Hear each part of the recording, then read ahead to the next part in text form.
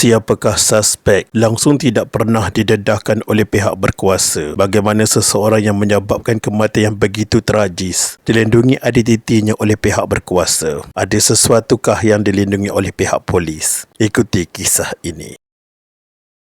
Assalamualaikum, terima kasih dan kami hargai atas komen-komen korang untuk video lepas.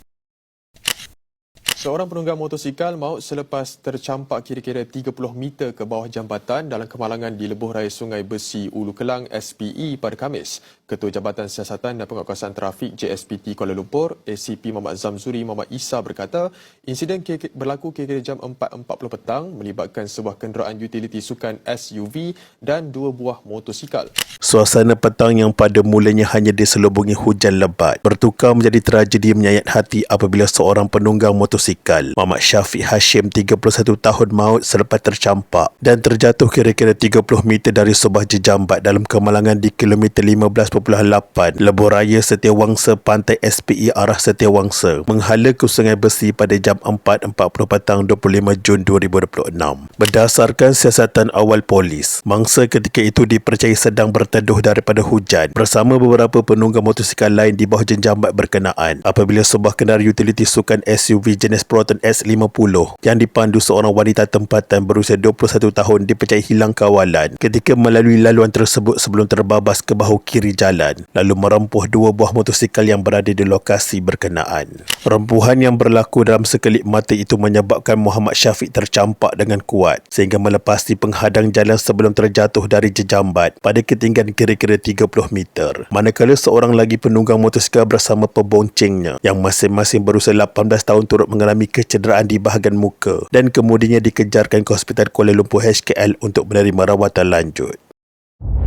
Ketua Jabatan Siasatan dan Penguatkuasaan Trafik Kuala Lumpur, Asisten Komisioner Muhammad Zamzuri Muhammad Isa memaklumkan mangsa disahkan meninggal dunia di lokasi kejadian akibat kecederaan parah selepas terjatuh dari jejambat tersebut. Manakala pemandu Proton S50 terbabit tidak mengalami sebarang kecederaan walaupun kenderaannya dipercayai terbabas ketika keadaan hujan lebat sedang melanda kawasan berkenaan.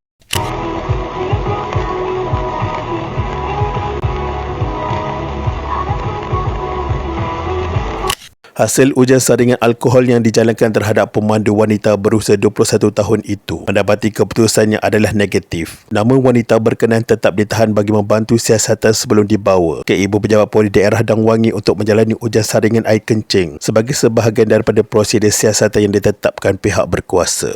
Polis kemudiannya membuka kertas siasatan mengikut Seksyen 41-1 Akta Pengangkutan Jalan 1987 kerana menyebabkan kematian akibat memandu secara melulu atau berbahaya.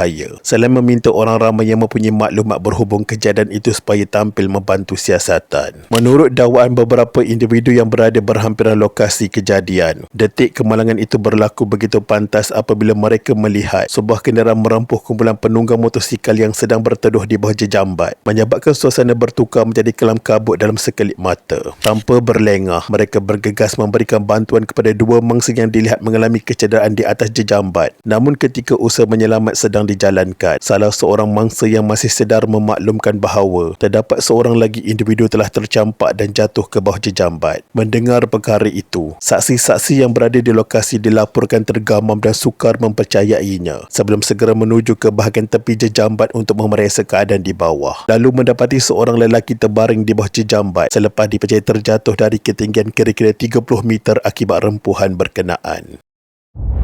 Pada keesokan harinya, jenazah Allahyarham Muhammad Syafiq Hashim telah selamat dikebumikan dalam suasana penuh hibur apabila ahli keluarga, saudara mara serta kenalan hadir memberikan penghormatan terakhir kepada insan yang disifatkan sebagai seorang suami penyayang, bapa yang bertanggungjawab serta individu yang sentiasa gigih mencari rezeki halal demi menyara keluarganya. 3 hari selepas tragedi tersebut, perhatian masyarakat mula tertumpu kepada perkongsian yang dibuat naik oleh isteri Allahyarham menerusi akaun Threads apabila wanita berkenaan berkongsi sekeping gambar gambar terakhir mereka sebagai sebuah keluarga yang lengkap, sekaligus mengundang rasa sebab dalam kalangan ribuan pengguna media sosial yang mengikuti kisah berkenaan. Dalam luahan yang menyentuh hati itu, isteri Allahyarham menulis bahawa hari tersebut merupakan hari keempat dirinya ditinggalkan bersama anak-anak, sambil mempersoalkan bagaimana dia mampu meneruskan kehidupan selepas kehilangan suami yang selama ini menjadi tempat berlindung harap serta ketua keluarga yang sentiasa berada di sisi mereka. Wanita itu turut meluahkan rasa terkilan kerana merasakan dirinya tidak sempat menjadi isteri yang terbaik buat arwah. Malah mengakui dia masih belum sempat memberikan kebahagiaan sepenuhnya kepada suaminya sebelum takdir Allah memisahkan mereka buat selama-lamanya. Di samping mengakhiri luahan tersebut dengan doa serta ucapan Al-Fatihah buat Allahyarham Muhammad Syafiq Hashim. Perkongsian itu dengan pantas mendapat perhatian warga maya yang memajiri ruang komen dengan ucapan takziah, doa serta kata-kata semangat kepada Balu dan anak-anak Allahyarham. Sementara ramai juga mengakui mereka tidak mampu menahan air mata selepas melihat gambar terakhir keluarga berkenaan yang kini menjadi kenangan paling berharga buat insan-insan yang ditinggalkan.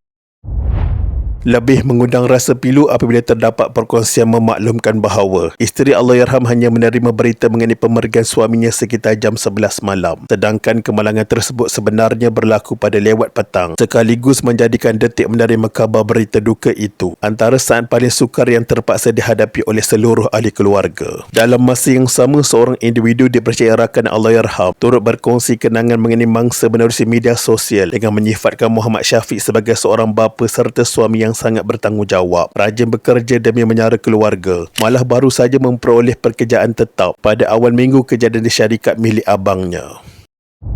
Di samping itu, hasil siasatan yang dijalankan membawa kepada tindakan undang-undang apabila wanita berusia 21 tahun yang memandu Proton X 50 terbabit akhirnya didakwa di Mahkamah Majestik Jenayah Trafik Kuala Lumpur pada Jumaat selepas kejadian. Ketua Jabatan Siasatan dan Pengakuasaan Trafik Kuala Lumpur, Asisten Komisioner Muhammad Zamzuri Muhammad Isa mengesahkan bahawa wanita terbabit telah dihadapkan ke mahkamah manakala lesen memandunya telah digantung sehingga keseluruhan prosedur kes selesai sebagai sebahagian daripada tindakan yang diperuntukkan di bawah undang-undang. Mahkamah kemudian membenarkan tertuduh diikat jamin sebanyak RM15,000 dengan seorang penjamin. Sementara tarikh 10 September 2026 ditetapkan sebagai sebutan semula kes bagi tujuan serahan dokumen sekaligus memberi ruang kepada kedua-dua pihak untuk melengkapkan proses perundangan sebelum perbincangan diteruskan mengikut prosedur mahkamah.